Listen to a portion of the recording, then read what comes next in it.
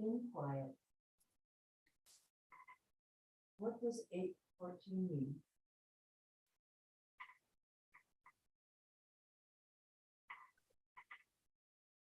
In quiet. Okay, we're live now.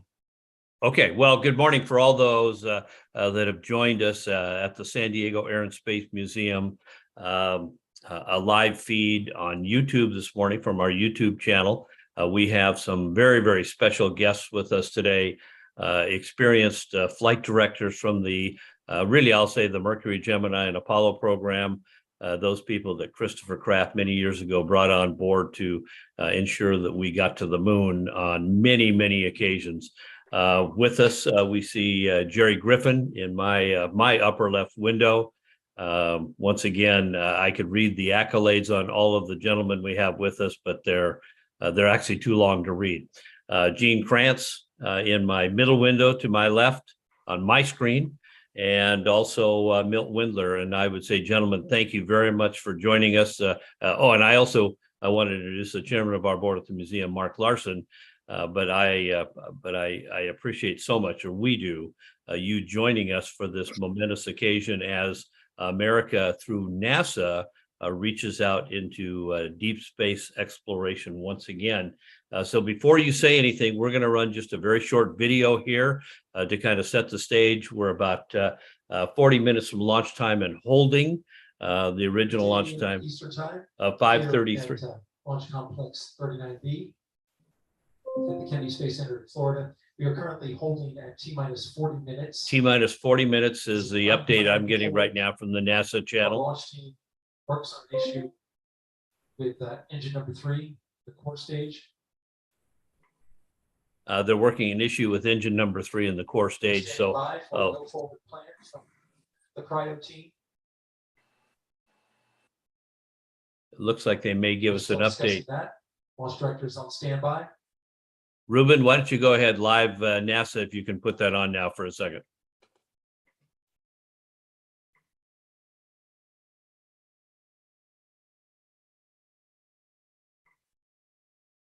We began tanking at 1:14 a.m. Eastern time. Launch team getting both of the core stage tanks to 100%. Began tanking the upper stage. Once they started an engine bleed, they found that one of the engines didn't get the high accuracy temperature that they were looking for, and that is a constraint to launch. This is something they wanted to test during wet dress 4, but were unable to because they had a leak develop in the quick disconnect line that carries the engine bleed off of the engines and out to a flare stack. So this was the first opportunity for this team to see this live in action. It's a particularly tricky issue even going in to get that temperature dialed in, according to engineers.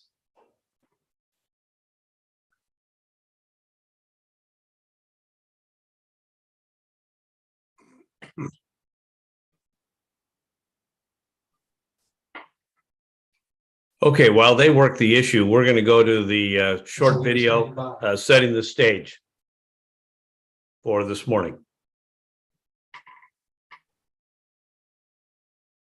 Listen to the launch team, the launch director consulting with some of the members on our team. Still waiting for the cryo team to report out. We'll have that as soon as it's ready. This is Artemis Launch Control. Want more coffee? Where's your cup? I'll get it.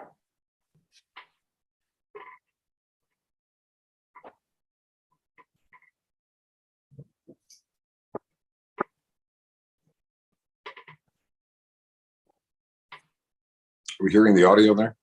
I have no audio, Ruben. Although this first flight will not carry a crew, it will test every system in the deep depths of space to prepare the way for future crewed missions. When the final go is given and the teams at Kennedy Space Center release this rocket, Artemis will roar to life and we will witness the beginning of a tightly choreographed mission. All engine 1, 2, 1. And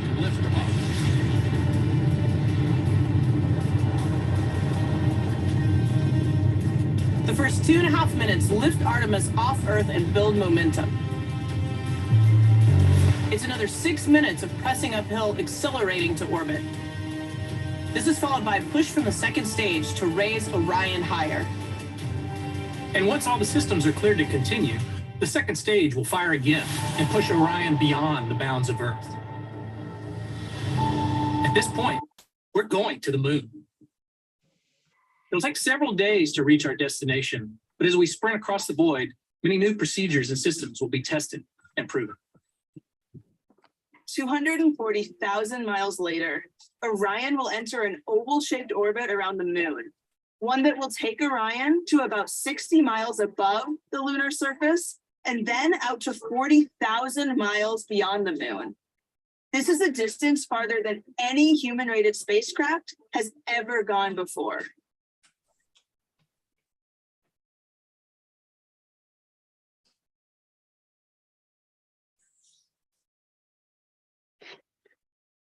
As momentous as reaching the moon will be, returning to Earth is just as significant and challenging.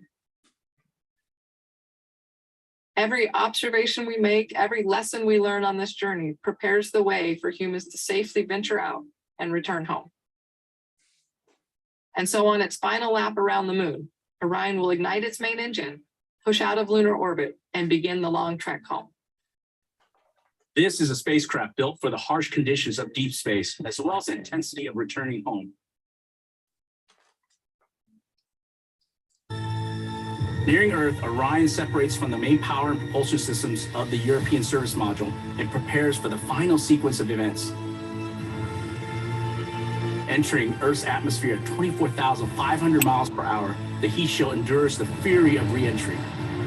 The air around Orion reaches temperatures half as hot as the sun, but also slows Orion considerably. Until finally, parachutes can deploy, allowing Orion to gently dip into the Pacific Ocean.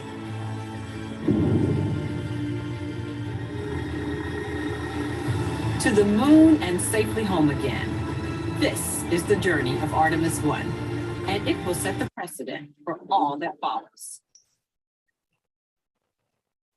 United with partners around the world, this is the challenge we choose. To meet hand in hand, step by step, lighting the way from the Earth to the moon, to Mars and beyond. We are ready.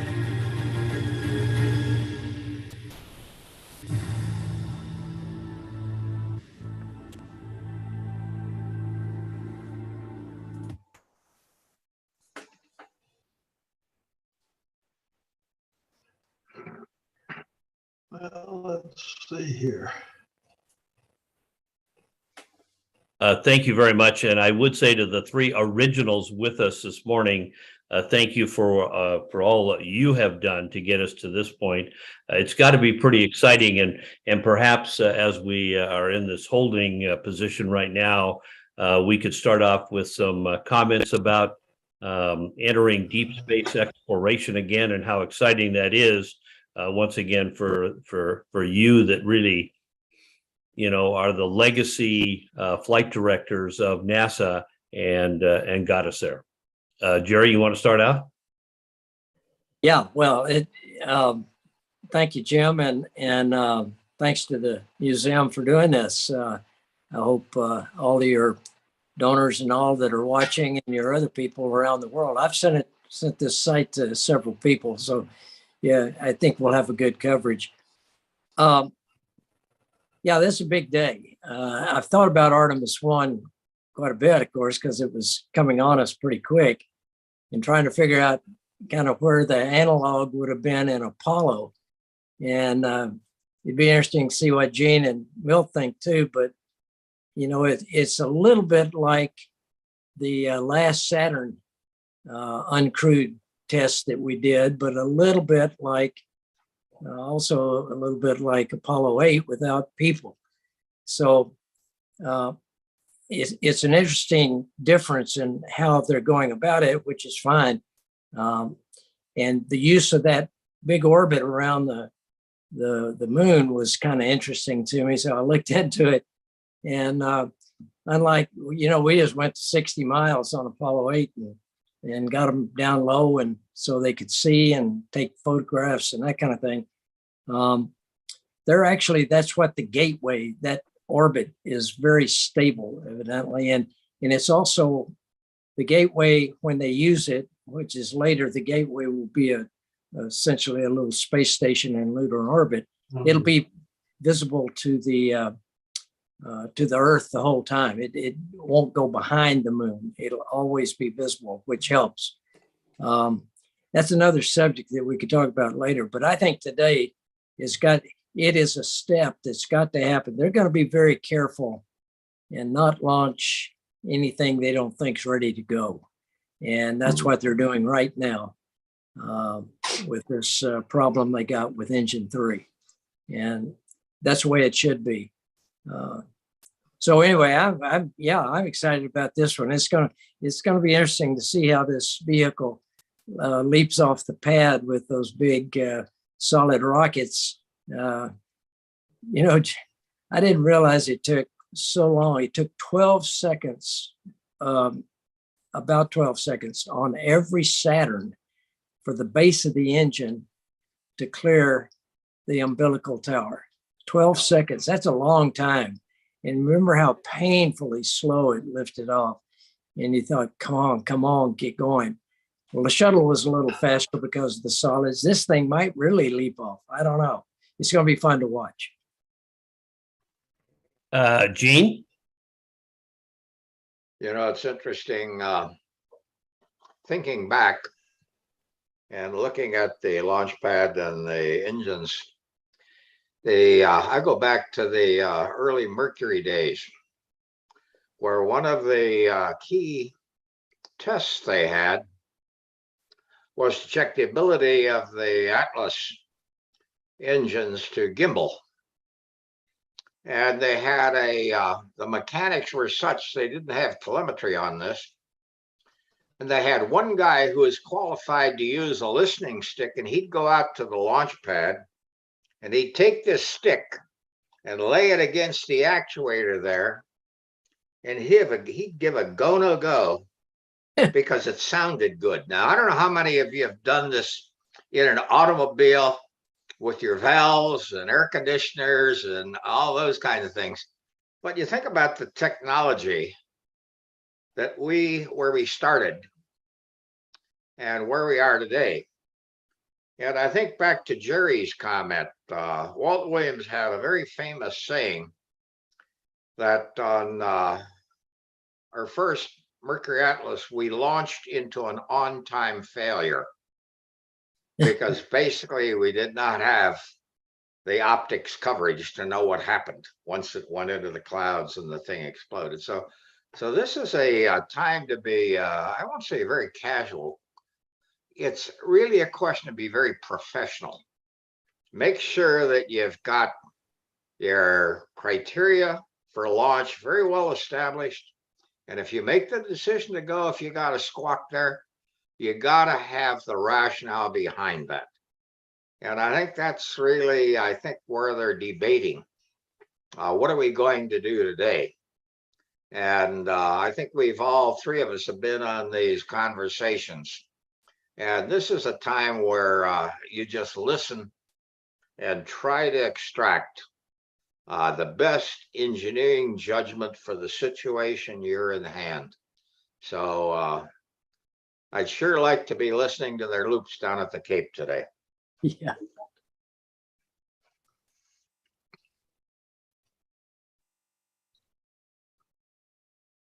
Jim? What happened? Whoop. Gene, I think that was their slide rule that they were using to get that sound. So, Milt, any comments? Going back to that, Jim, there was one guy who was qualified to listen to those actuators, and he would circulate between the Cape and Vandenberg. So if he was at Vandenberg when we needed him, we'd have to hold the launch a couple days until he could get back there. These stories are amazing. Okay. Nobody knows these stories. Can you hear me? Yes, sir, we can. I don't, I'm amazed. Well, I really don't detect any great amount of urgency going here, like it was on some of the shuttle missions, especially. So I don't know if that exists down there or not. That's what Gene was talking about.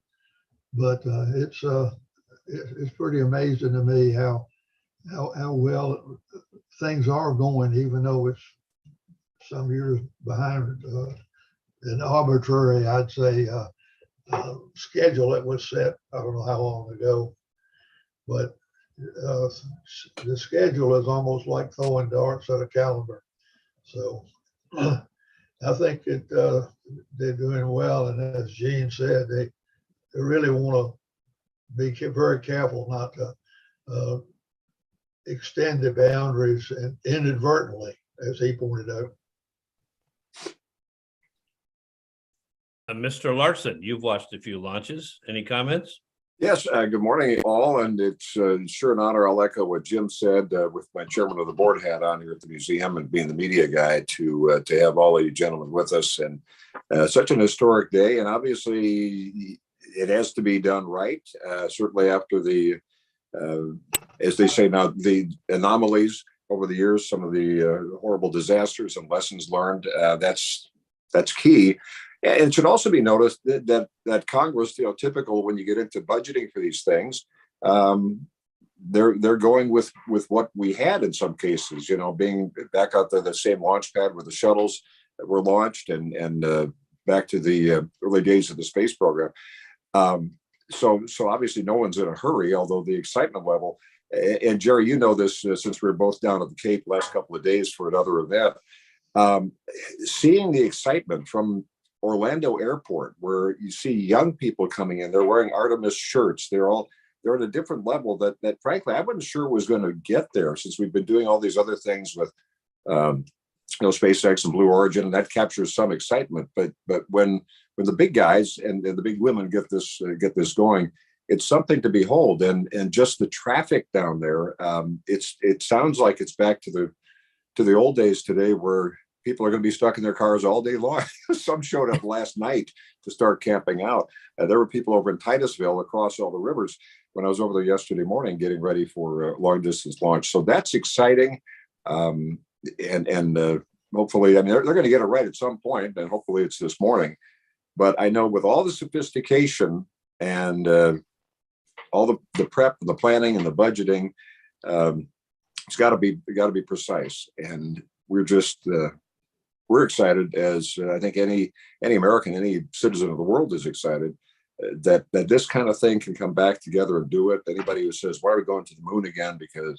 Because we were there 6 times, not exactly for some extended stays and the kind of thing they're talking about now. So the debates are going to be the same, as you guys know. The debates are still going to be, is this money well spent?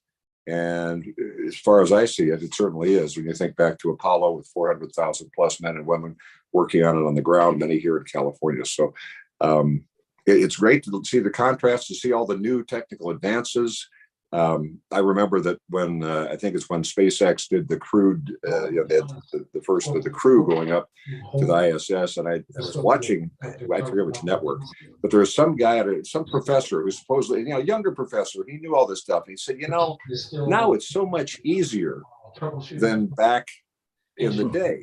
Well, the technology is bigger, and you guys can address that if you like, but there's always that feeling like they don't know what they don't know yet. It's not like push button. It's not playing the game on PlayStation or Xbox or whatever platform. So, and just to give everyone an update, once they have that ready, there's still T-40 still working the solutions.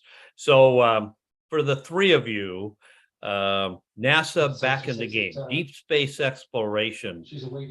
What are your thoughts on that? We are standing by. Again, Well, I think that's, if you want me to go first, I think that's where NASA ought to be, pushing the envelope.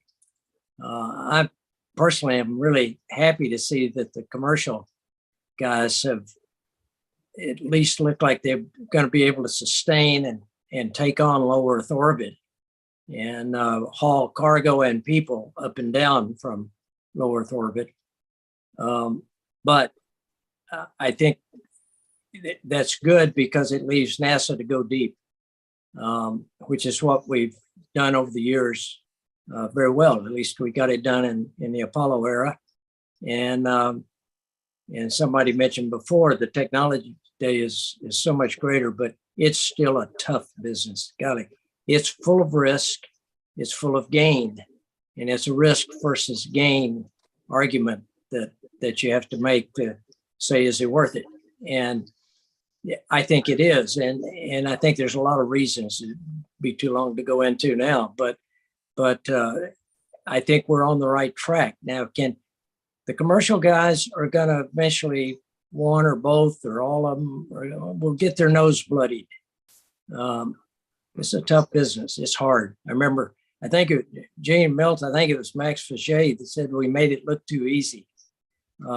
This is really hard to do this, and you got to be on top of your game. And so I think we're aimed right, and we've got the basic infrastructure in place. Now we got to execute both on the commercial side and the NASA side, and get it done.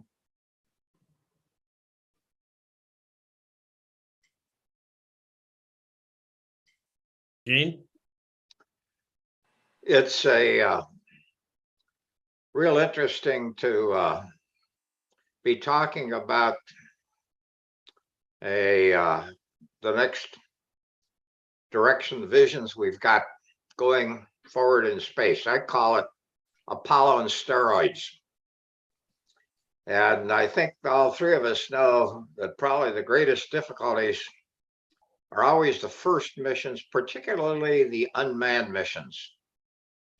And here we have a young team getting ready for their first launch with a booster that has never been flown before, a spacecraft that's been flown once, the most complex mission, multi-day mission, in fact, almost multi-month mission. Yeah. That is going to extend and test the very best that NASA and its very young teams can pull together. I had about 200 of them in the Gerry and Milt and in the auditorium in Building 30. And I talked to about 200 of those kids. And it filled the room up, and they were sitting on the floor right on the line. And you gotta offer a hand salute to those kids because they are the next generation of explorers. And they are going to make the decisions, irrevocable, time critical decisions on what are we doing. We're facing it today down on the launch pad. And this is an entire team that has to step up to very great responsibilities in a very tough, unforgiving environment. Milt, Gene brought up a great point, 42 days. What do you think of that? Well, I think that's great. If anything, we stopped Apollo missions short of what we should have done, maybe. But there is, I was thinking as y'all were talking, around here, at least, certainly there's a very great interest in the Artemis. And I don't think anybody is complaining about going back to the moon, because I think they can see it as a stepping stone. But it is going out on a roughly a month-long mission. I always thought about it as the big risk is in the launch and the landing. And once you're committed to, and you get the launch behind you, it's like flying an airplane. You can go a long ways or a short distance, and the risk doesn't hardly change at all. So I'm not so sure that it's a great plan, I think, to continue on for a month and do whatever you can do during that time. It's I first thought, though, that in Apollo 8, the original plan was to just loop out from the Earth for, I don't know, a couple thousand miles or something.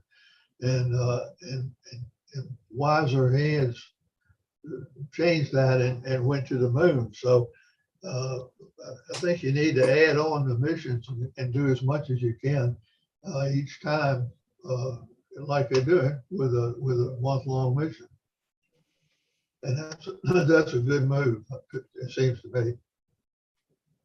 Well, I personally think the biggest challenge we're going to have is that we can't say that you're carrying more technology in your pocket. That's what we did for years. You guys were using, because Milt, you bring up, a great point, with the Apollo 8 mission. Gentlemen, maybe you could comment on the sequencing as we had the Apollo 1 fire. We go to, Wally, commanding Apollo 7, and then Apollo 8 right to the moon. It had to be a very, very exciting time, and maybe some of your comments on that. Well, my reaction, I thought the Apollo 8 call by the George Lowe's and the other people that were running the program and NASA at that point was very gutsy. It was probably the gutsiest call ever made, I think, to take Apollo 8 to the moon, particularly since the last Saturn V uncrewed test was pretty much a failure. Yeah. We had a pogo, which is a vibration that caused the center engine on the second stage to cut out. Something was wired wrong and it cut out 2 engines instead of 1. And then the S4B, the third stage of the Saturn that took us to the moon, didn't restart. And the guys at Marshall, to their credit, Marshall Space Flight Center, convinced the management that they knew what caused the pogo, and they knew what was a very simple fix on the S4B not restarting. So essentially, the flight before didn't work, and the call was made to take the next Saturn V to the moon. So very gutsy. I didn't think of it at the time, but in many ways, the space race was over at that point. We didn't know it, but anything that, if there was, we never talked about the competition with the Soviets. We never had time. We were trying to play our own ball game, not theirs. But we, it put us ahead, and it gave us confidence, I think, to go on to 9 in Earth orbit and 10 in lunar orbit, and then land on 11. But 8 got us on the way. And by the way, a mission that is overlooked quite often in all the history is Apollo 7. You think about that one. If it had not worked, the program would have probably ended. We probably never would have gone to the moon. We'd had the fire. We recovered from that, kind of, but we hadn't lost anything with people in it yet. And man, that was an important mission. And they did a great job of checking everything out on the command module, and it all worked. Yeah. Gerry, I wanted to ask you just on that note, because of where the nation could go, and obviously what's different now is all these other contractors, if you will, working on their projects.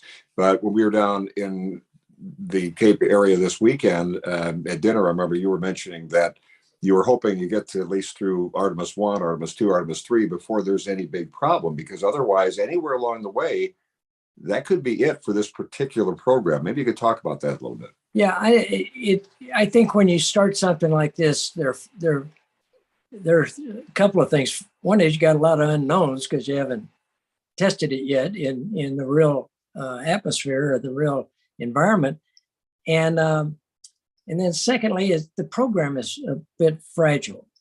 If God forbid, if this flight doesn't work right, what's next? And it could be pretty bad. We had the fire in Apollo early before we'd launched anybody, but it was a different era when we had the backing of the Congress on both sides of the aisle. We had 3 presidents during the period of Apollo, and all of them supported, between all of them, they supported, and the public was behind us.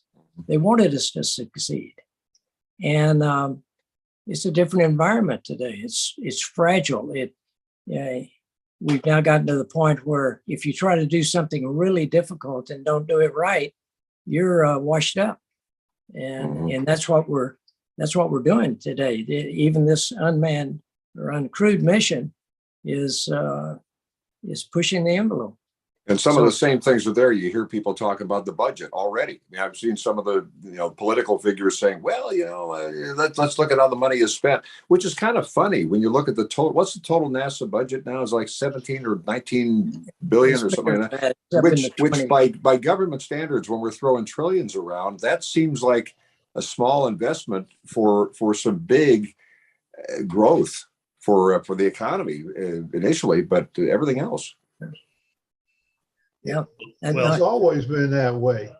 Yeah, The NASA budget, even in the worst times, it was like less than 1 cent of a dollar.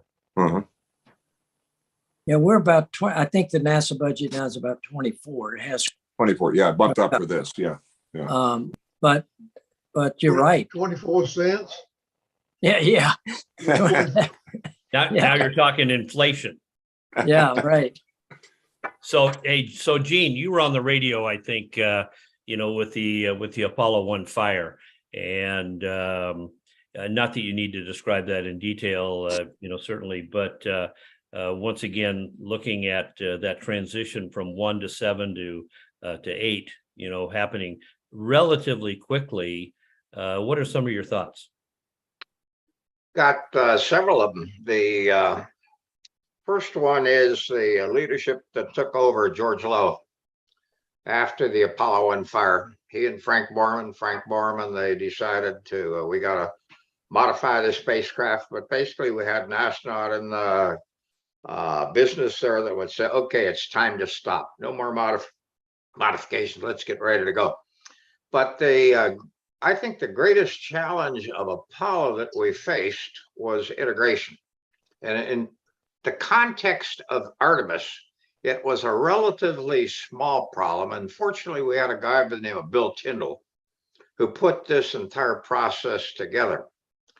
I look at the Artemis program, and it really is based upon the space station model. Well, virtually all of the real elements that make that program work and will support it are contracted systems and services. And basically, I look at how is NASA going to put all of the elements together, all of the contractors together. Who is going to be in charge when they have to make a very difficult decision? And I don't see that the program is structured to really address the long-term integration issue they're going to face. They're going to contract for services to put things. In fact, Gerry mentioned the gateway. To build the gateway, get it up there, put the equipments in the moon, put the spacesuits and everything else in that system so that at the time the crew finally does arrive, they've got an in-place capability to start the business of exploration. But you take a look at the matrix across not only our nation, but the internationals that's going to cause this to happen. And I say, you mentioned how many presidents we went through in the early Apollo years.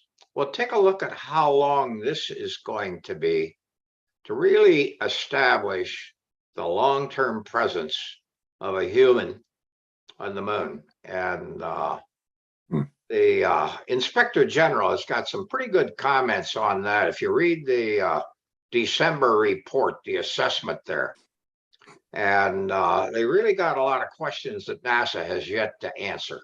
They're looking at Artemis 1 and 2, but beyond that, it gets sort of fuzzy.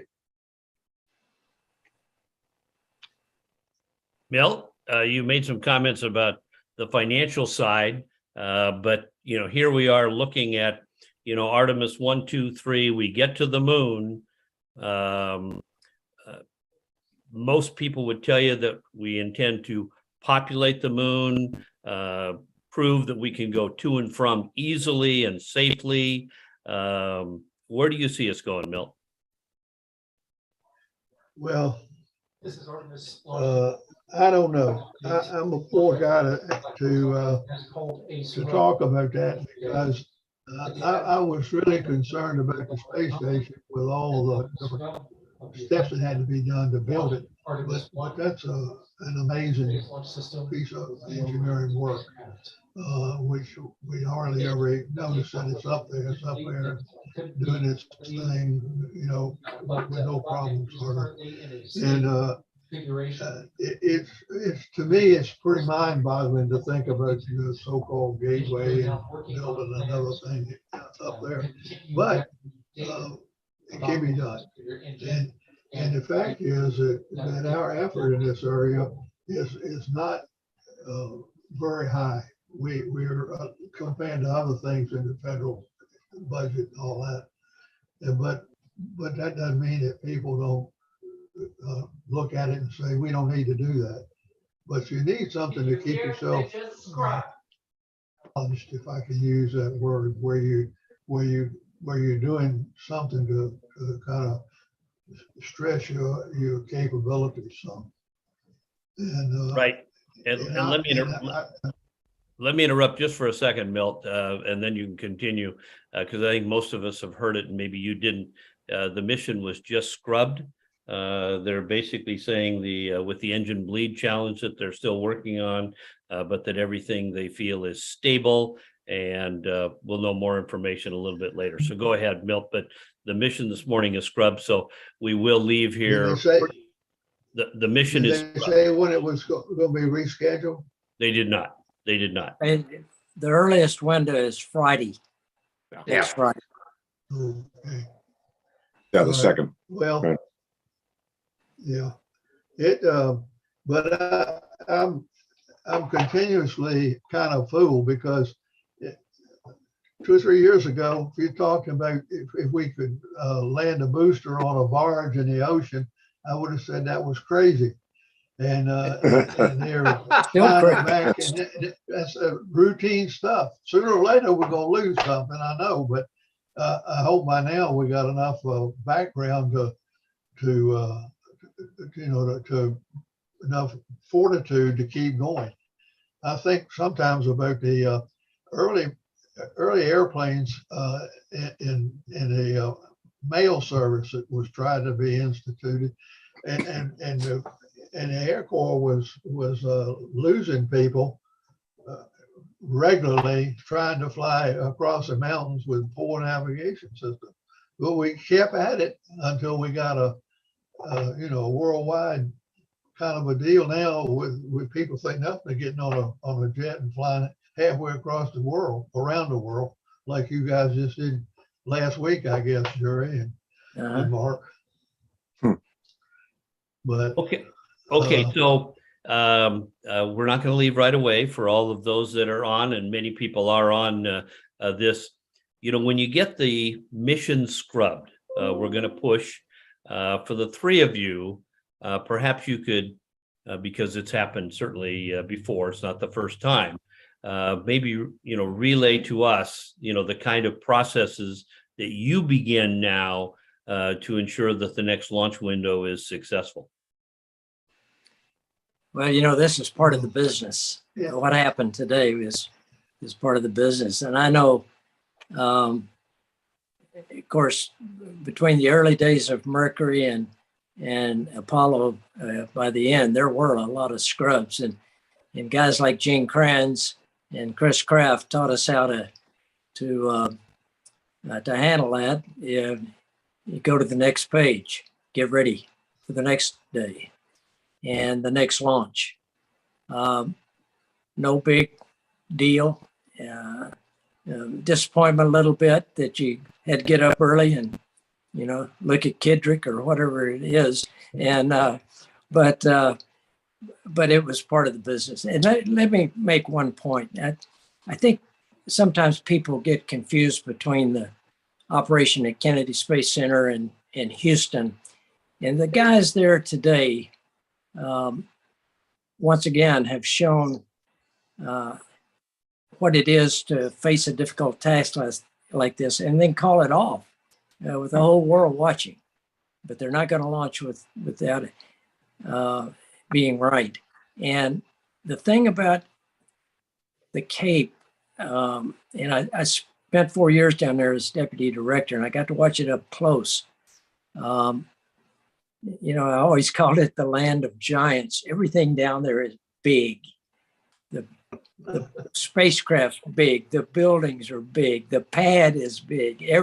The crawler with its 1-ton links on its track, each track weighing a ton.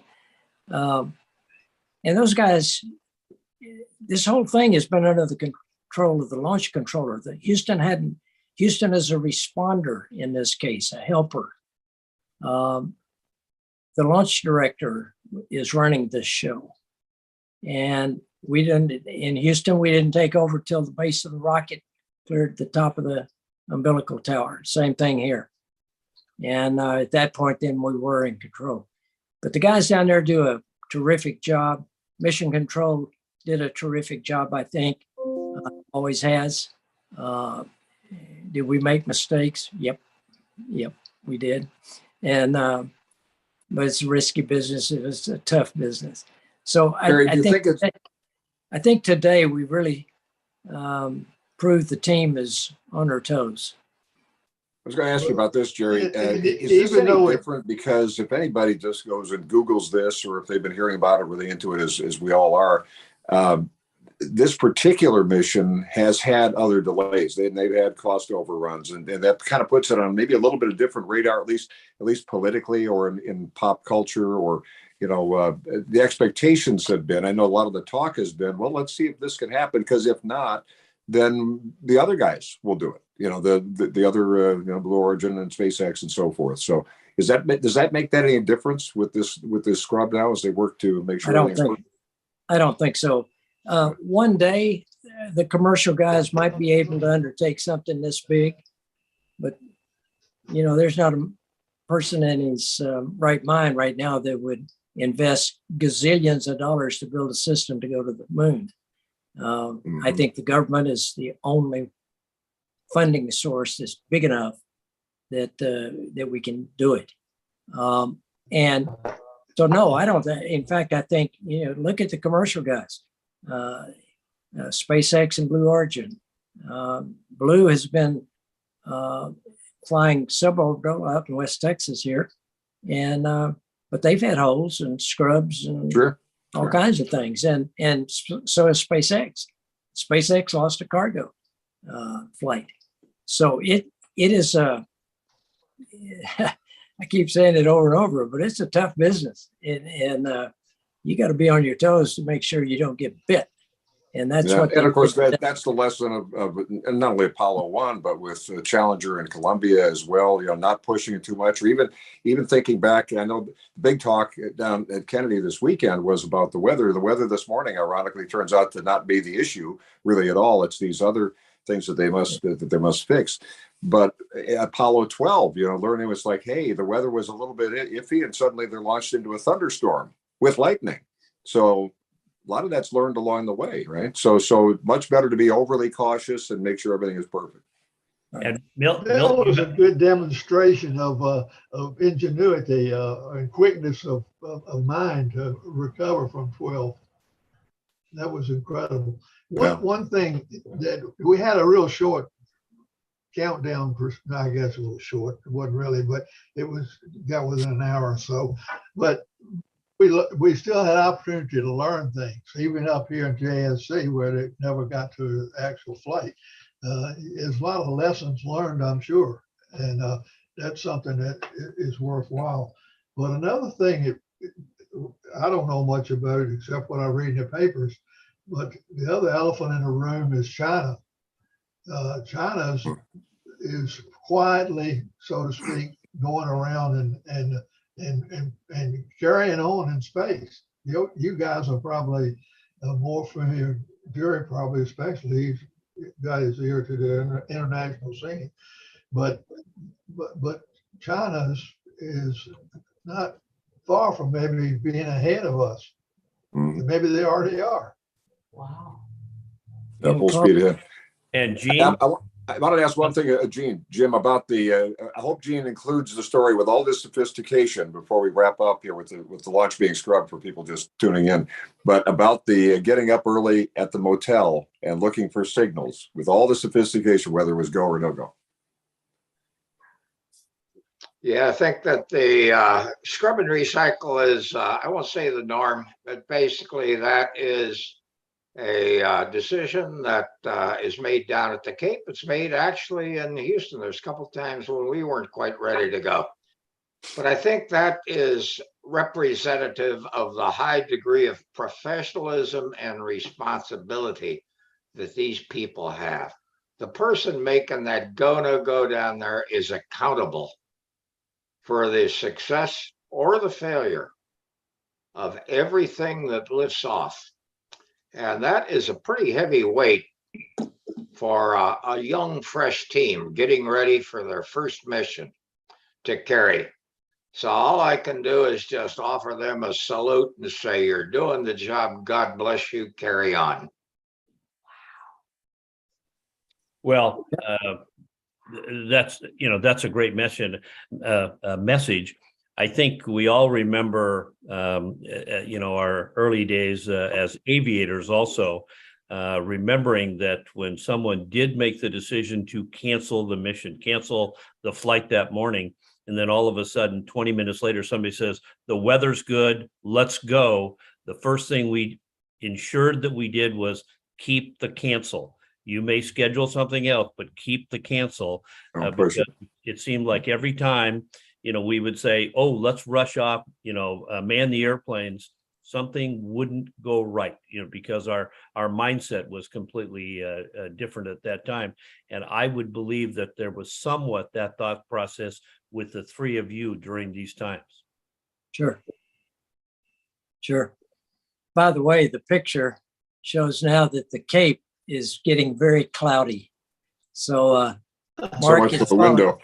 Yeah. It's following the weather's following the same pattern it did while we were there this weekend. That's right. As the day goes on, it's not helpful. Hey, Gene, you got to tell the story about the motel in the early days, because when you look on launch day and you'd get up early and you go over coming out of the motel. Talk about that sophisticated way. Well, it was we all basically in the early days. It was a long haul, and the Cape was very dark. So what you wanted to do is make sure and you recycle. You get up, you have the scheduled time to pick up, you walk to the end of the motel on the second floor. And if you could look out and you see the lights in the launch pad, you'd say, okay, they're still counting, and you'd bundle up, get down to the car and drive out there. So basically our go, no go was, are the lights on the launch pad? Otherwise you go back to bed. Okay, so that changes who the decision maker really was. That's right. Well, I think what we're going to do is we're going to scrub the rest of the morning. I would like to invite the three of you to rejoin us when we get a new launch time and launch day. I would say thank you to each of you. I learn something every time I get to listen to the three of you. Mark, not so much. Oh, thanks, Jim. Love you too. Now, by the way, Gene, is this like another chapter in the book that we got to start writing? I won't get onto that. I basically got turned down by 4 publishers, so I'm publishing my own. Well, it's Kranz Publishing. Now I know where I can get my book published. Kranz Publishing for me. Well, can I get Ruben to call me on the phone and talk about my situation? Are y'all seeing me? No. It's my picture, huh? No. All I've got is my name. I can hear you, and I can see everybody, but I don't have my picture. Now, Gerry and Gene told us that was to our advantage. It probably is, as a matter of fact. Yeah, but Milt, you had weather there. Would That was be a problem. You've got to it drop the out. audio. But I don't understand. I've got some strange messages, but if he could call me, I'd appreciate it. Okay, well, thank you very, very much for getting up early with us this morning. We will be returning and we'll be in touch. And Ruben, behind the scenes, our little producer, this has been a good beta test, and we appreciate all of your comments. If you want to say something as kind of a closeout this morning, you're certainly, matter of fact, we'd stay on with all of you for hours if you wanted to. Tell us about the highway situation through your backyard there. I saw where you were asking for help because the city or somebody was about to pave over your museum there. Oh, with our park, the city. Oh the my city God! Loves, the city loves Park bike Boulevard. lanes. It's called Park Boulevard. You realize that the bicyclists and the electric scooter people are going to take over the world soon. And certainly that's one of the things they've tried to do at the park and other parts of our fair city here in San Diego. Milt, you're paying more attention because I just met with the mayor actually last week on this topic. And they want to change, if for all of you that are listening and know where the museum is, Park Boulevard is kind of the main entry road or thoroughfare into the park. And it's right now 4 lanes. So it's going to go to 2 lanes, one each way for cars. They're going to put a bus lane because we have at least one person riding the bus each day. And of course, they're going to have an electric scooter lane because my wife, Andy, said, I'm going to, drive electric scooters, from our house to the museum, and of course another lane for bicycles. And I think there's one of those on each side. So it's an interesting topic. It's no way to get to the moon, Milt, but I appreciate that you're paying attention. That's impressive here in San Diego. And by the way, one note on the roads, I'm thinking now of there are estimates of 100,000 to 500,000 people down there and in and around Kennedy Space Center on the Space Coast. They're now going to spend the next several hours just leaving, with a scrubbed launch like this, because it's something we haven't really seen at this level since, maybe some of the early shuttle days, but certainly back to the Apollo era. So those people planned very, very carefully. Met a lot of people there when I was on there last couple of days from around the world, and who they were coming like once in a lifetime with the kids and the whole bit. So they have a long day, and they probably got up at 6 p.m. last night after a nap. So they're all out there now. The traffic situation there is just horrendous. So hopefully it doesn't take away. I came that close to staying over. And if for that reason is why I didn't, because I just had a feeling this first launch, they're going to be very careful, as they should. Yeah. And I didn't want to I had the same thought. I thought that's not going to work. Although for me, I thought if I arranged to stay an extra day, Gerry, then they would scrub. So apparently that blows the theory. Yeah. Well, just so you know, if the SLS was built in California, it would be all electric. That's right. No diesel. We'd be still charging it. No kerosene. With wind turbines. Mm-hmm. Yep. You guys be good. Thank you, all of you. Thank you for who you are and for joining us this morning. And I'll stand by for the Starbucks coffee next launch. We'll make sure the next it's going to be there. Maybe Friday, the DoorDash is going to come to you, Gene. Okay. Gene, I bet they inundate you with Starbucks coffee here. You may have more Starbucks and between Mark and Jim, they'll probably start sending you coffee you don't want. Correct. Our way of saying